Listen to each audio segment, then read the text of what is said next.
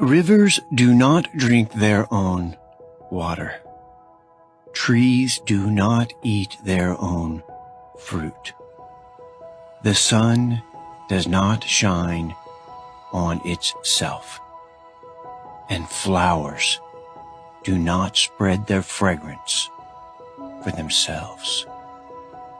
Living for others is a rule of nature. We are all born to help each other. No matter how difficult it is, life is good when you are happy, but much better when others are happy because of you.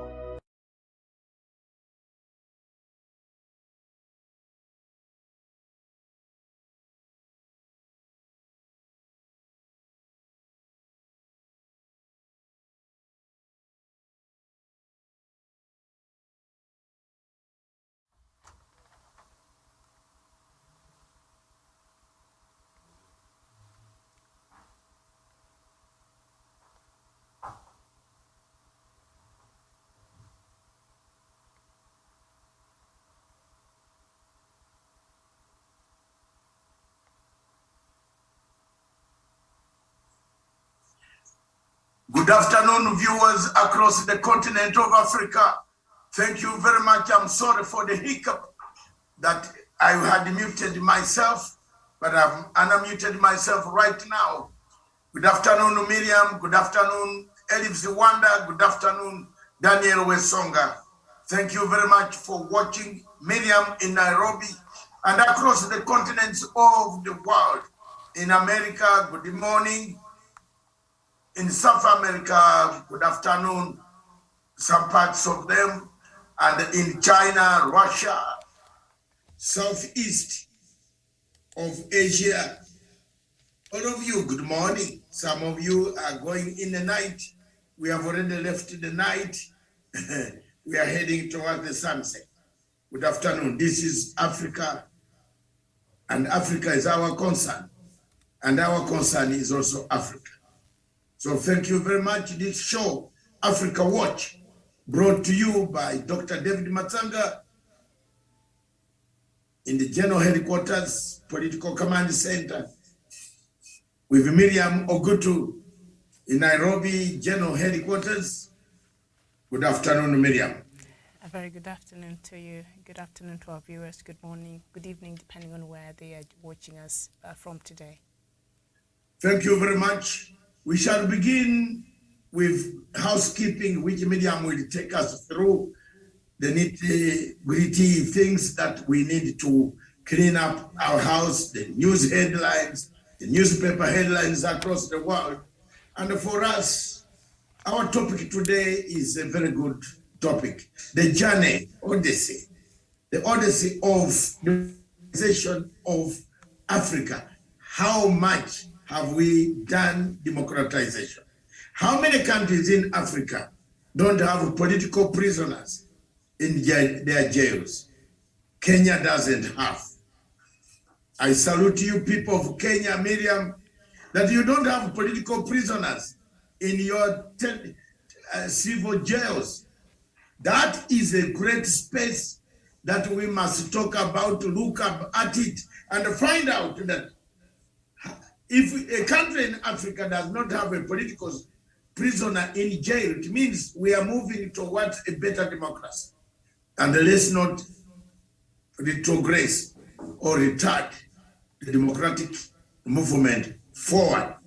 So many countries on African continent, as Miriam will tell us, and we shall go in deep. Have we democratized at all? Do we know the meaning of democracy? What is democracy? What is democracy and what's elections? Most people in Africa think of democracy being elections, elections being democracy. No! Those things, you can elect as many times as possible, even 2 million in a year. But if you are not democratic, democracy does not stand that way. The journey The big word there, the Odyssey, is just threatening you, but it is the journey, the long, tedious journey of democracy. Wonder, am I becoming very all right? Miriam is an English teacher, so she can teach us more about the journey, the Odyssey of democratization, the hard work of democratization. Since Ghana got independence in 1957, how far have we moved? Have we retarded? Things that are happening in Ghana, Miriam, they can make you say, Allah, what happened again? Ghana had sprung so well. It had come up so well. It had come back an organized state. It is the type of things happening there are worrying a situation. Democratization of East Africa. Has it worked? Miriam, over to you. Today we have a full plate and we have started early. We shall clear it as soon as it is possible to be cleared. Thank you. All right, thank you. Now I'll take us through quickly the headlines this afternoon. The Sunday Standard from Kenya, the making of a soft handshake. It was a trip to underline President Ruto's commitment to development to all regions equally, but as his chopper took to the skies, marking the end of the two-day Nyanza tour, one thing was clear: an indirect handshake and a spirit of togetherness with the opposition had built up. That story is on page 8 and 9. Over 100 lucrative jobs up for grabs. You'll find that on page 4 and 5. And exit Chebukati, end of era for IEBC. Sunday Nation, sleepless nights for Ruto ministers, and then closing ranks, president parties with Raila allies, and from one selection, all eyes on limited national schools positions. And then we look at some other newspapers. The Punch from Sunday's Punch from Nigeria. DHQ to deploy troops in Kaduna, Imo, Borno, and others. The Nation also from Nigeria.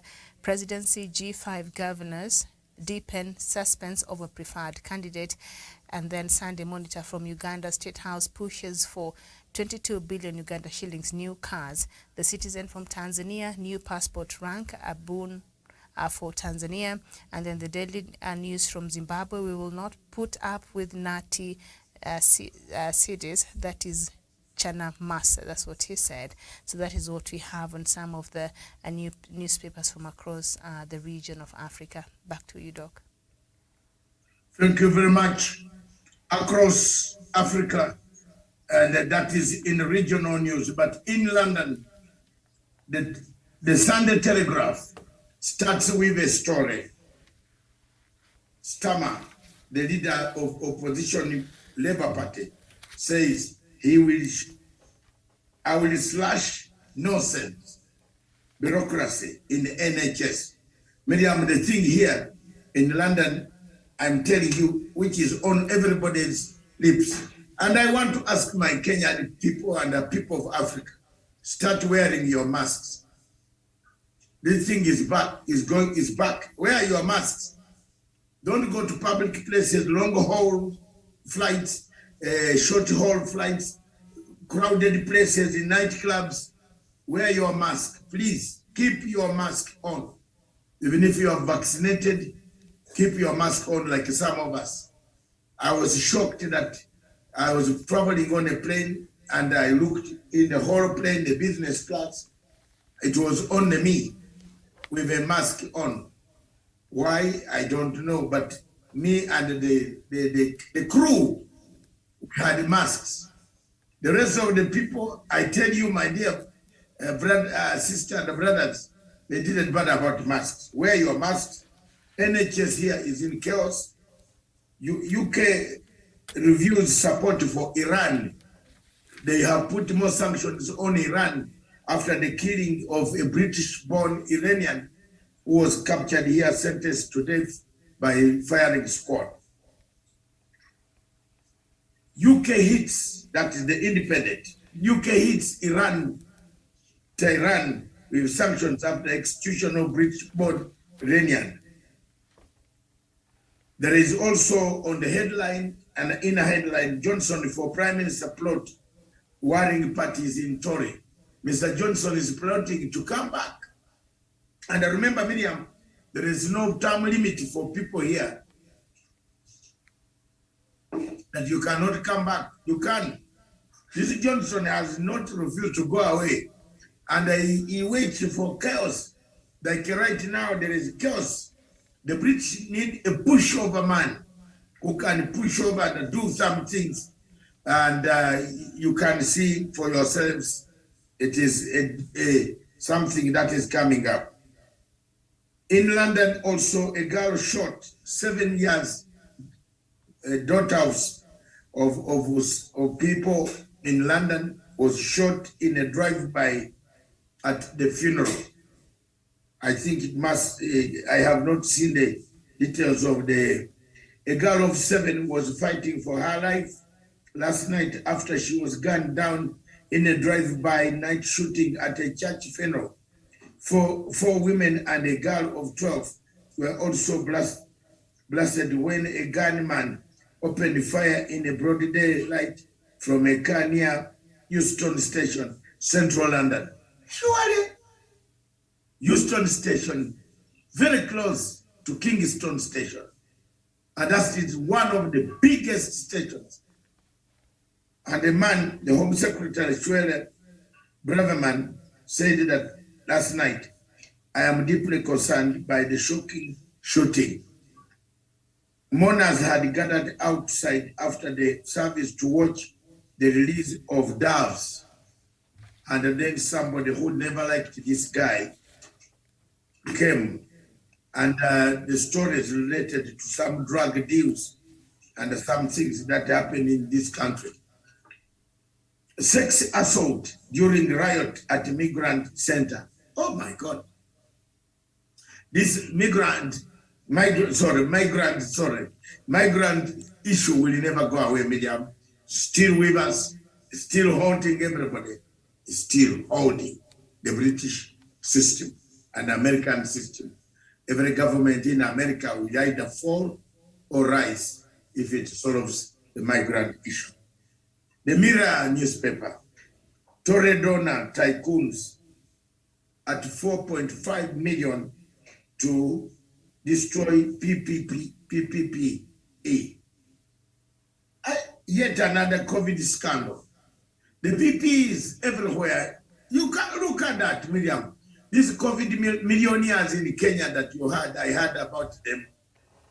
The COVID money everywhere in the world has brought a bad luck, and people are insisting on what can be done in order to find out exactly how much money we lost during the COVID situation. Miriam, as far as I'm concerned, thank you very much. That is what I have from this side. Good afternoon. Back to you in the studios to direct the discussion. I can see my good brothers here lined up. Thank you very much. Ellis Wanda. Good afternoon, sir. Good afternoon, Dr. Masanga. You look to be in a shiny place, shining all the time. And with your Manchester Newcastle. Are you a member of the Newcastle team? No, I'm a member of Manchester United. Oh, no, they are not doing very well. You should. Oh, no, yesterday we hammered someone. Who was that? Man City. We hammered Manchester City. Oh, that one, you did a great job for me. Kudos. Thank you very much. Kudos. That team has always defeated me. That defeated Liverpool every time. Yeah. But this time is their year. This year is their year. Tutawapiga. Yes, thank you very much. Without Ronaldo was bringing you a lot of drama. You are getting, media, I'm talking about football. We are not diverting from the main topic. Let me tell you, if you have one prominent player like a Messi in your team, the chances of you losing everything are 100%. Because some of these players also fear to play. How do they play with a man who's revered to be one of the best players in the whole world? So you can see there is quite a lot of, difficulties that are taking place across in the football clubs where prominent players like Messi, Ronaldo, Mo Salah, this other one from Senegal and others. Yes. So you don't know whether you are playing well or not. So it brings inferiority complex. Yes, so you see now you are beginning to score. Manchester United was not scoring at all. Thank you very much, Elif Ziwanda. Let me move to Daniel Wesoka. Good afternoon or good morning. You seem to have flown to America or something.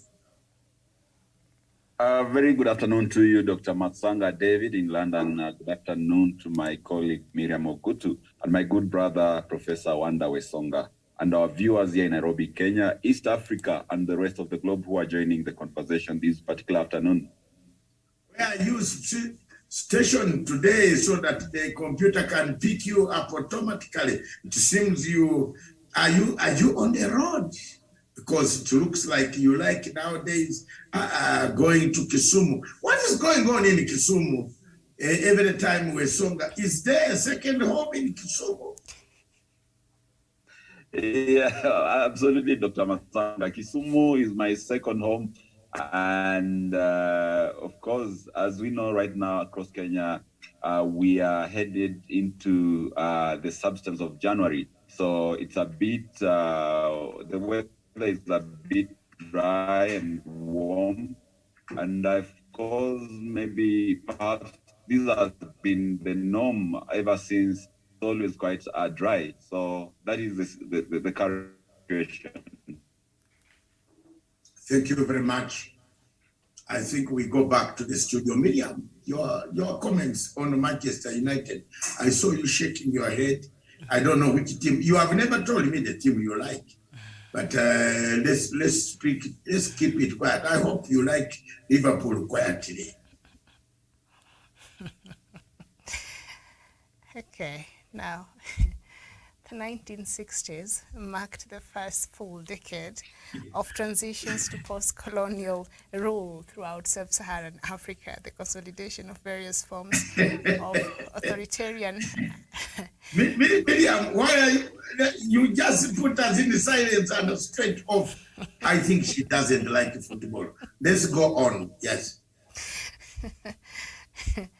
The consolidation of various forms of authoritarian and revolutionary one-party regimes accompanied further decolonizations during the 1970s. Profound economic and social crisis in the 1980s led to the subsequent breakdown of many of these autocracies. African countries now seem poised to complete a full circle of political development. At the last decade of the 20th century portends to be one of the transitions once again. By the time one of transitions to democracy, now the global movement toward democracy, spurred into part by the end of the Cold War, has created opportunities for democratization not only in Europe and the former Soviet Union, but also in Africa. Democracy has recently made historic advances in Africa, yet many challenges remain that threaten its consolidation. And so as we continue with this conversation, we will perhaps identify some of the challenges that democracy or the democratization process in Africa might be facing, and which way can we consolidate a solid democratic systems here in the continent, and what should that look like in the context of African society? Doc, back to you. Thank you very much, Miriam. Democracy looks like a foreign concept to most of the countries in Africa. Apart from few countries in Africa that are democratized, namely Kenya, South Africa,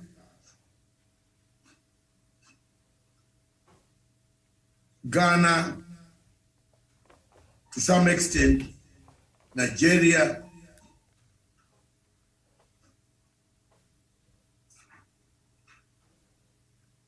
Egypt, Those are some of the countries. Someone sees you are online live and calls you. It is strange, very strange in life actually. I'm online, I cannot answer two things. Excuse me. Thank you very much, Miriam. Let's go on. I'm online and I'm seen online. I'm online. Surely, it's spoiling my work. Thank you very much. Apart from those, sorry about my thought. I've run out of my thought. Democratization in Africa looks like a subject that is going to take long to grip the people of Africa. Having many elections in Africa does not mean democracy. And democracy doesn't mean that you must have elections. Elections might not be there, but election is one of the ingredients of democratization process. But how much does democratization process in Africa takes? How long does it take to mature is what we want to look at today.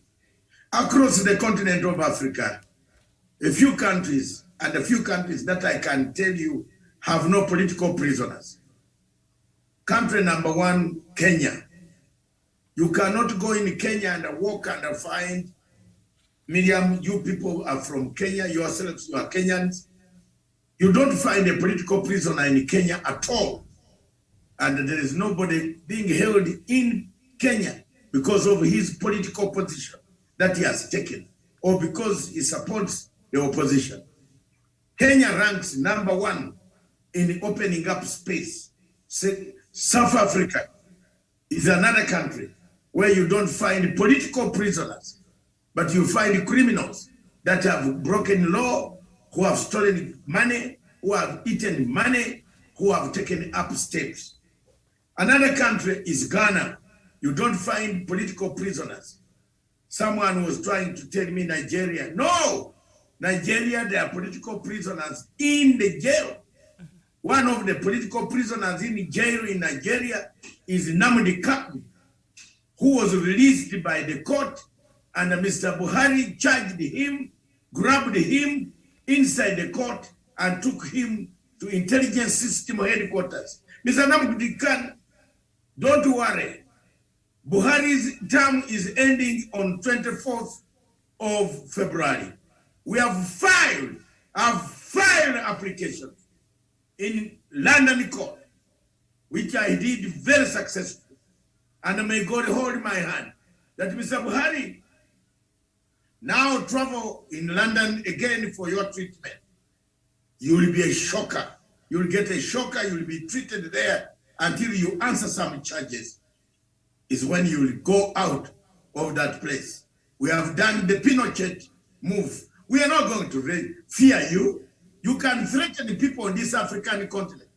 But there are laws internationally that catch you. Because we didn't go to study just to make noise. And therefore, I am telling you, you have imprisoned somebody that the court has released. The court said this guy has no charges. And you have picked this guy and taken him out and blocked him in intelligence network houses. Mr. Buhari, you have no chance. In fact, if your sickness deteriorates, go to Saudi Arabia. Usikanyage huko.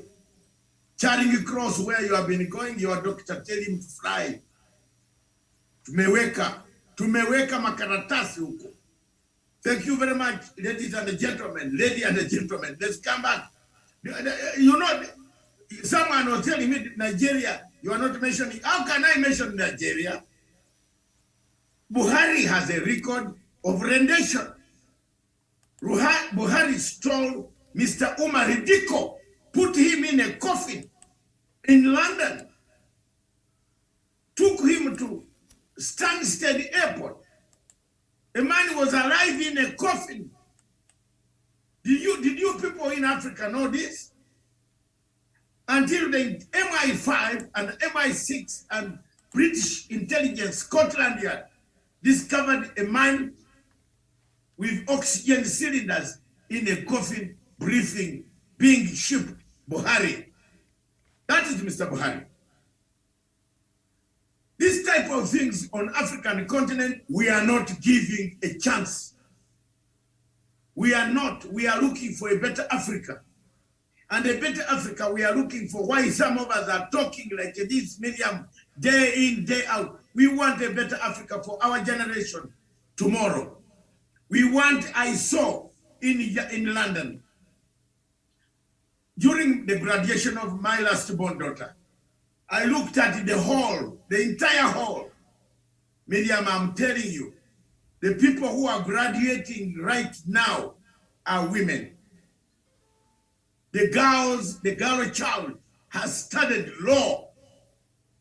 And these are the people going to maybe train us and lock us in jail. The whole audience, 3/4 of them were women. And we had about only three black people from Africa. 3 who were graduating as with a master's degree or master's level or first class honors.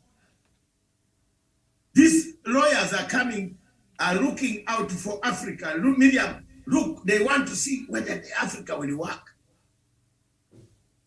And everybody is pointing at international commercial corporate law, international property law, international human rights law, international. I was listening the whole of 3 hours. I was listening to the books being read, the notes being read. I looked at the number of women. I said, oh my God, this country, women have woken up. And out of that, the South Asian states of China, Malaysia, Singapore, Taiwan. I was shocked to say, maybe the professors are going to say, Chinese have come here to take over the university. They will mean it. King Chong Chong, then the Chong Chang. I said, oh my God. So you can see, if we don't prepare our generation that is coming, we have a problem. We have to prepare a better Africa for people. Kenya, you have done very well. And I want to congratulate the president, the former president, the people, all those involved in democratization of Africa. Thank you very much.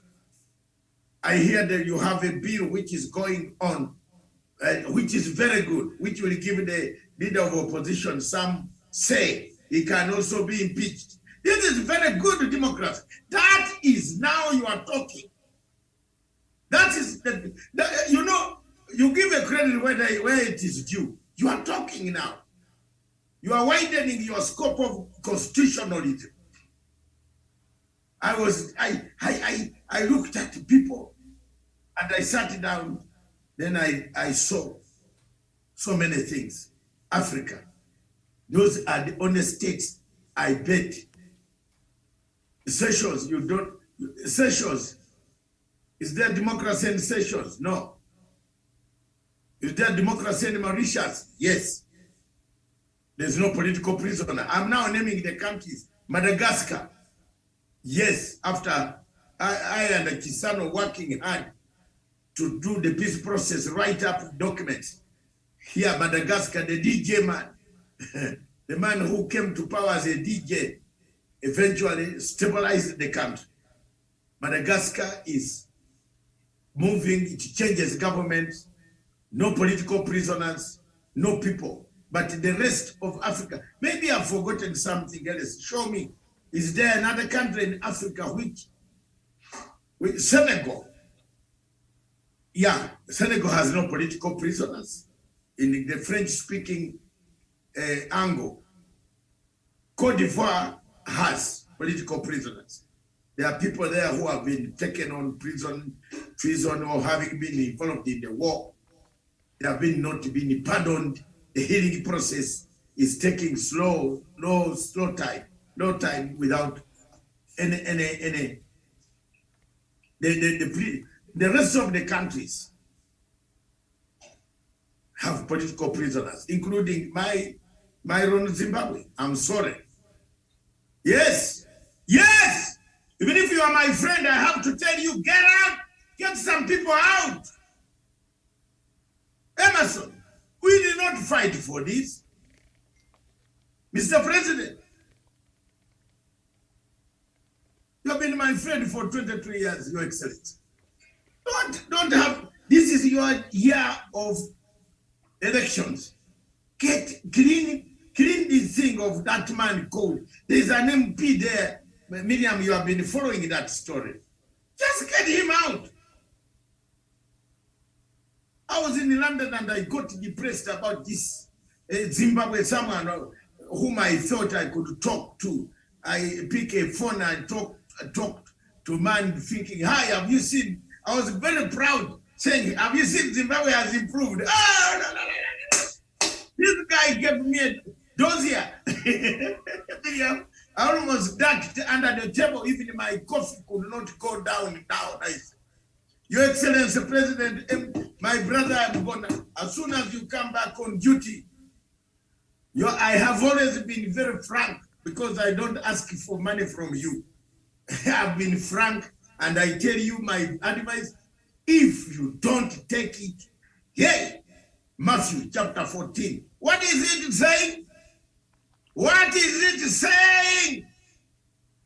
If you don't take my advice, I go away, take the dust, shake it off. Come on, Miriam. This year we are not going to speak like we are imitating British television or American television. This television of ours, Miriam, we must move. We are going to go higher in 2023. I am telling you, we are going to be speaking the truth, the gospel of political science and international relations to teach people, as long as we are alive, that decorum in political science is the best method. Are we together? I have become Bishop Masini of Wandazi Church. You know, lawyers like going to where the other lawyer has gone. Wanda and Daniel. Are we together? Is somebody there? Miriam, are you there with me? Decorum. We are going to call out friends. We are going to call out enemies. If you have political prisoners who have been detained politically for political motivated crimes, release them. We are looking at a better Africa. Zimbabwe has done very well, has closed all exports of raw materials outside Zimbabwe. Isn't that a stage, Miriam? Isn't that a stage? Matanga here, I'm proud. Yes, because Your Excellency, I said, why do you give them lithium? Lithium is the making of batteries. They make money out of the batteries. They take our jobs. They take the African jobs. They make lithium. They make batteries, telephones, and they come and sell them to us. Shut up. Hey! Today I'm heated. This is also my church. This is my church. Miriam, you have read Matthew chapter 14. What does it say? What does it say? It says, when you break, when you teach. Wesonga is always very late. He doesn't even read for me. Some of the things, the younger generation has left me to fight my way out.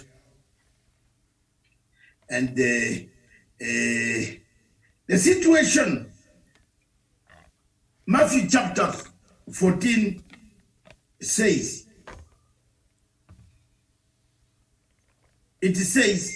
if I'm not wrong always. No, Matthew chapter 10, verse 14. And I wrote and I said, today I write as a Christian. And I have been reading this passage of Matthew chapter 10, verse 14. It says, and whoever will not receive and accept and welcome you, nor listen to your message, as you leave that house or town, shake the dust. Miriam, look at my article. It is there. The good thing with me is I publicize, and I write for public. I'm not writing for money. Even Wanda knows I don't write for money. I teach very many people. From February 4th, I'll be teaching 2 classes. Pro bono. 2 classes. Pro bono of 320. Pro bono. 2 lessons in a week on political science, international relations. Come with your pen, listen, ask questions. Bring your questions, we shall answer them. That network from Britain is going to work very well with professors who will be on the panel to answer your questions. We want to give something to the community, to the world, to the African people, especially students who yearn for that education, for that message. They want to get something. We want to leave something behind when we leave. So Matthew chapter 10, verse 14 talks about if they don't hear you, shake, wrap the dust, kick out dust, henda, wachana nao. They will hear later on. A few weeks ago, Miriam and I were here together. I told you, can you look for that article, Stephen? That African ministers of health are not warning us about COVID-19 with masks. Now, yesterday or 2 days ago, I saw some African, start wearing masks. Have you seen now? Are governments in Africa proactive or reactive? Miriam, is there democratization space? Botswana, one of the countries that we thought everybody says Botswana. And by the way, these African ministers of foreign affairs who claim to have any knowledge, if you don't have knowledge, learn from the men. Yes, that's why they are professors, they are doctors, they are lecturers, senior lecturers, tutors. Wala, kuja, watu watakusomesha. Don't pause that you know it, because if you don't know, you don't know. Have you seen what is happening? The Africa Summit. What did I tell you? Disaster. A disaster. By the time this money reaches here in Kenya, in Africa, reaches Uganda, the time this money reaches Ethiopia, the time money reaches anywhere, you see, you don't, let me tell you, Miriam, if you tell people, you go and tell people who are your friends, like in Sudan, that Sudan Khartoum there, you tell them the truth, that the problem of South of Sudan, for example, is ICC, is International Criminal Court. If you don't solve it, you can even travel the whole Africa and sink in the Indian Ocean. People don't listen. Tell me. Let's see. Let's see. I put up a case against the ICC on Bashir's case. Nobody up to date has ever answered me. People disappeared from the surface, resigned from the jobs. Internal cleaning was done, but nobody came to ask me any question. That case, whether you can go where you go, you go, anywhere you can go. You can go anywhere. You can come and swing with jet fighters. If you don't solve one principle, medium of the ICC, and tell the local courts in Khartoum, you don't need much. Tell the local courts, tell ICC, back off.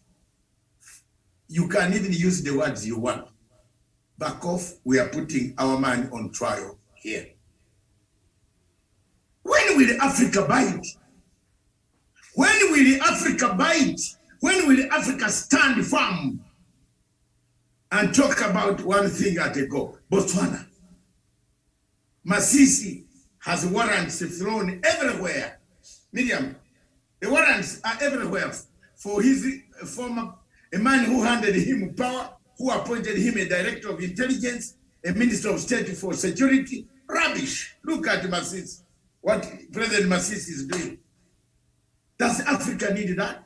Now today, I told you, as I landed the mic, to allow people to also to vent their anger. Hey, I told you that Johnny Carson's, the moment you mention the word Johnny Carson's, Your Excellencies who don't know politics internationally, wherever you are, you might know, take your advisors to tell you, the moment you mention Johnny Carson's, or the Odyssey of Democracy has not begun, is fruitless. Miriam, do you think Johnny Carson will bring money to Kenya? You are Kenyans.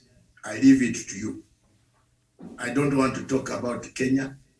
I am out, quiet, silent. You will not bring money. You see the country he has chosen where to do the conference from. You have seen where they have chosen the next conference to be, which is coming very shortly in February. Botswana. Why Botswana? The best country on Africa where democracy, where you don't have any fighting of democratic space, is Kenya. To me, if I was an American foreign policy shaper, I would direct my antenna on Kenya so that democracy in Kenya builds up. It's the only country that has the capacity, that has no political prisoner, that does not issue warrants of arrest to political minded people who have talked about politics and the same mupatie warrant huyo funga. No, it's only Kenya. That I've seen South Africa, yes, that they can manipulate to say state capture. But if you are the vice, there are so many stories of South Africa which we don't want to talk, but there are no political prisoners. Ghana, yes, there are no political prisoners. There's another state, Senegal, yes, there are no political prisoners. Don't talk about Ethiopia because that is worse. Ethiopia is not on the list. Egypt, there are so many political prisoners of the party called Muslim Brotherhood. Some of them have been politically restrained from doing their politics. So the politics of Africa has not democratized to the status where a winner can accept the loser and the loser can accept the winner. So what do we do from here? That is the theme behind this topic today. I landed the mic. All right, thank you so much. Wanda, if you can hear me, good afternoon. Good afternoon, Miriam in studio. All right, so a couple of issues that Dr. Matanga has been able to highlight there, even as we look at the Odyssey of democratization process here in the continent. I don't know from where you sit, what are some of the tenets that perhaps allows for a democracy to flourish, and do we have such here in the continent? Can I request you to just pardon the first bit? I lost you on the first bit, kindly. The tenets of democracy, what perhaps makes that allows democracy to flourish, like we see in other places, and do we have those here in the continent? Number one, I've always been keen to confirm that Africa do not have their own democracy or the kind of leadership that we're having. It's not, I mean, you can't clearly define it. Because when you look into democracy and you look into the principles of democracy, Africans tend to define democracy with only one principle, which is elections. Then when it comes to elections, we define democracy, and at times when it favors us, when it favors a certain quarter that we are supporting, we care little even if the process is not free, fair, and verifiable. But when you look into the democracy in broad, then you try to dig deeper into the principles of democracy, that you look into the multipartism, you look into the aspect, you look into the religious aspect, you look into the social aspect, you look into the economy aspect, you look at it in broad, in the broad sense, then Africa, Africa number one, we need to look into the democracy and understand it in details, in depth, because we tend to only pick a segment of democracy, then use it to define democracy. That when we elect a person, then this person gets into possession of power, then we feel like democracy has ended on that level. But we have so much, probably more than 10, 13, 14 principles of democracy. And I don't know why our institutions have never decided or have never wanted to teach people to understand what democracy is properly.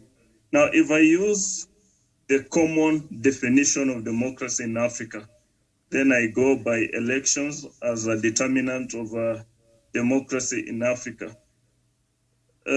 We have some countries that are trying, but we have quite a number of countries that are not trying. And even those that are trying, that we feel like they are they are a democracy, they also have some loopholes that need to be probably sealed. Now, for those that, probably if I go the positive before I either hit the negativities, the few ends that makes those few nations that like Kenya, that we are calling a democracy, be democratic in quotes, is the aspect of the enlightenment of the people.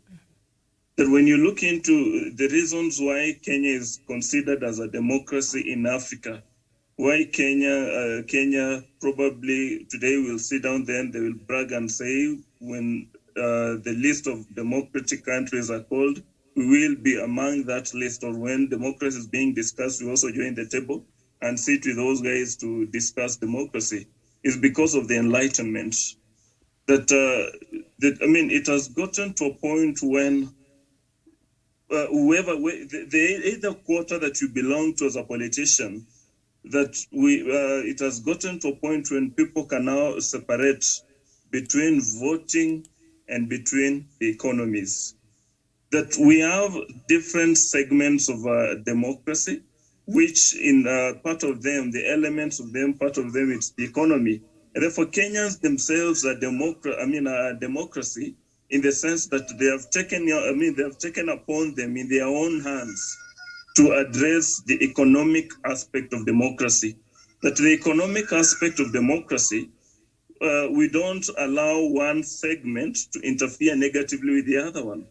And therefore, it has gotten to a point when people can get into elections, they will vote with whatever the outcome it is.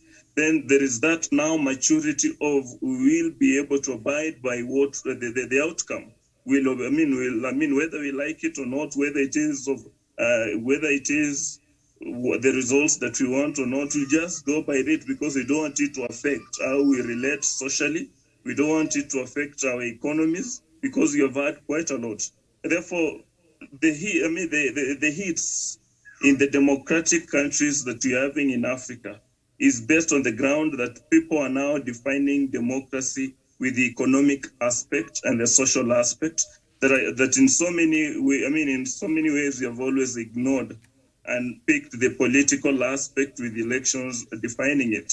And therefore, I look at it as the serious reason or the hits, the bonus on that is on the grounds of enlightenment, that the enlightenment of people have made people to embrace the economic aspect of democracy without knowing, to embrace the social aspect of democracy without knowing. Now, the misses in so many countries in the process of democratization in Africa, and even those that we feel that they are a democracy, number one, it's still how opposition perceives democracy in Africa.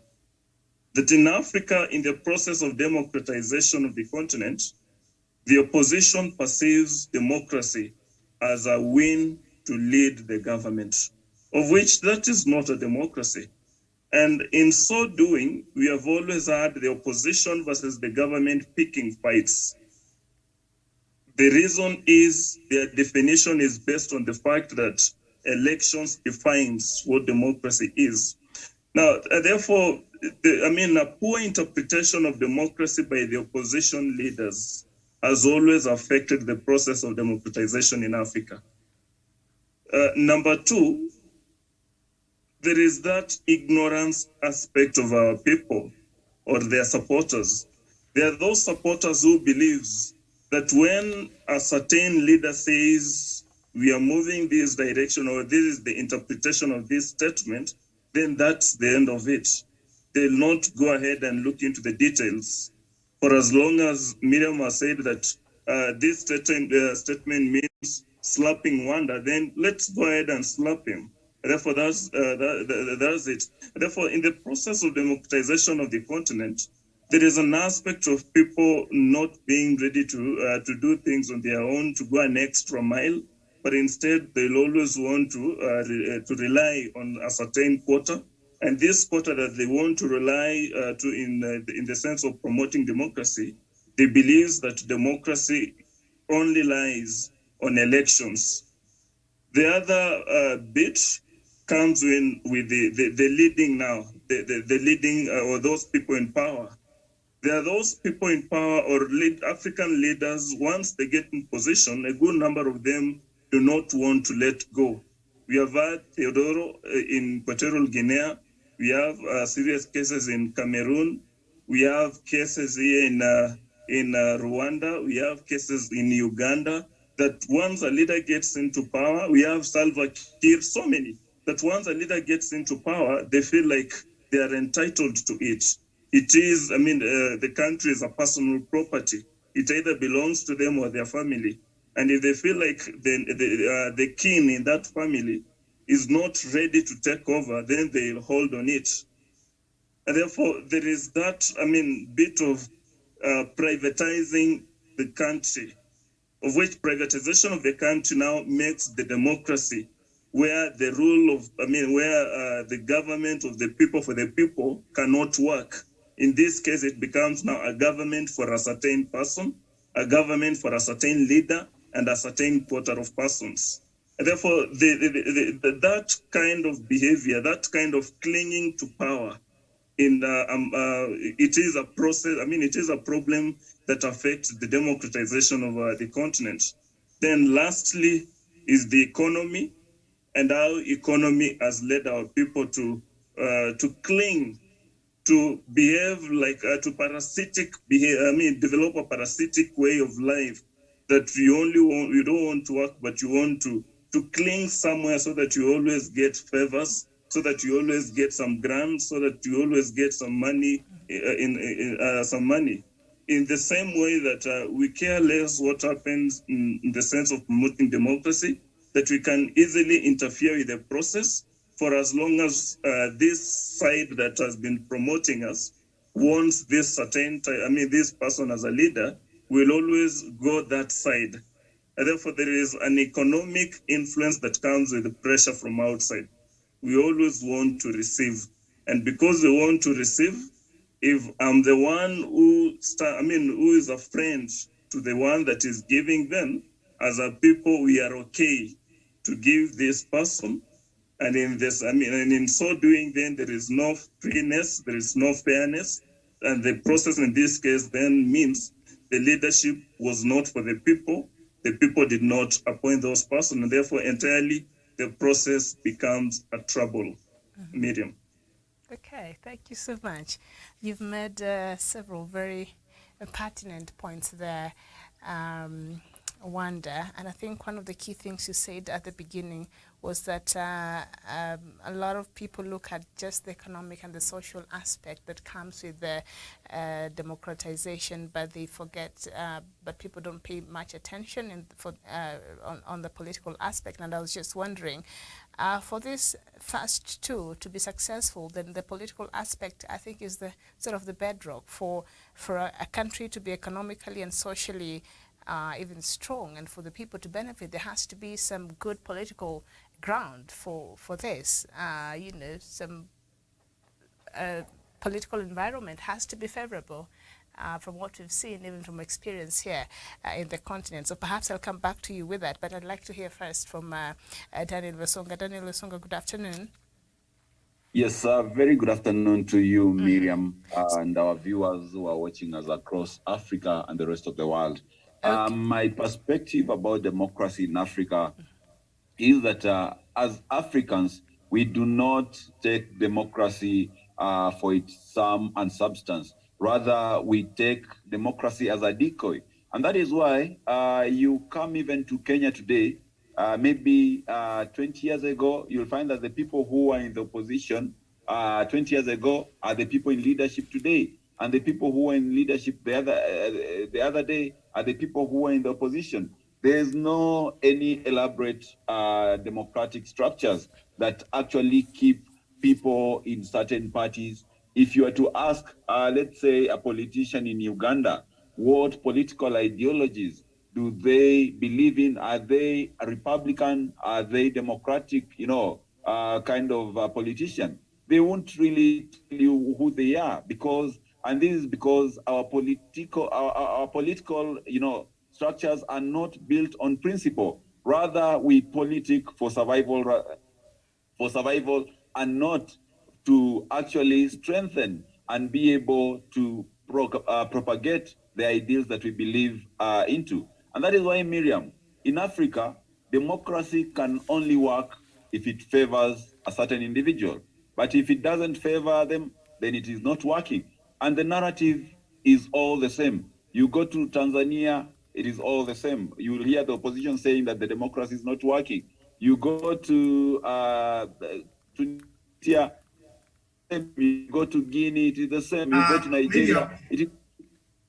Wesonga, Tanzania is also another country where, sorry to interrupt you, Tanzania has no political prisoners. Please proceed. Okay, thank you so much. No political prisoner. A prison of conscience is one of the African countries, medium, in East Africa that has no political prisoner in jail or anybody in prison because of politics. Proceed, Daniel. Thank you so much, Dr. Masanga, for bringing that up. So basically, Miriam, you always hear these stories of opposition leaders lamenting that the democracy is not working, whereas those in government actually believe that the country is stable and the democracy is actually working. And you will always see, you saw whatever happened the other day in Zambia when President Hichilema beat Edgar Lungu. Lungu came out to say that democracy was not actually working for Zambia, whereas before the campaign, he was quite sure that the democracy was working. So to me, Miriam, I think there is this narrative that democracy can only work when it favors a person. And this is because as Africa, I don't think democracy is the panacea for our problems. This is a Western system of governance which cannot perfectly 100% sit well with the African leadership structures. Remember, before the colonialists, we had our own systems of leadership which were more of really democratic, but there was some kind of kingdoms and fiefdoms that we had across the African continent. Therefore, when you bring democracy and you force it down our throat, the net result becomes pretense and just having democracy as a farce. It only exists in words, but when it comes to substance, we do not have democracy. And therefore, Miriam, I think all these things we've been talking about, even whatever Dr. Masanga has been talking about in Botswana, it really shows you that the African continent has not come of age when it comes to democracy. And it really tells you that democracy in Africa is just a farce. Someone spends, let's say, more than 20 years fighting for democracy on the streets. Once they get power from the struggle, you see them again going against the same ideals of democracy that they were fighting for. So to me, I think sometimes the fight for democracy in Africa is only a means to get to power. But when people get to power, they forget about democracy and they go back to their old selves. And that is because Africa has not embraced democracy. And the reason why Africa cannot embrace democracy is because our system of leadership, our traditional system of leadership, from where we come from, is actually incompatible with the Western tenets of democracy. So from my perspective, Miriam, I believe we are far away from actually achieving democratization in as far as Africa is concerned. Okay. Thank you so much. And of course, the main, quite a number of principles as far as democracy is concerned. And one of them is citizen participation. We have equality, we have political tolerance, we have accountability, transparency, regular, free and fair elections, economic freedom, control of abuse of power, among many other things that qualify a country to be considered that they are a democratic,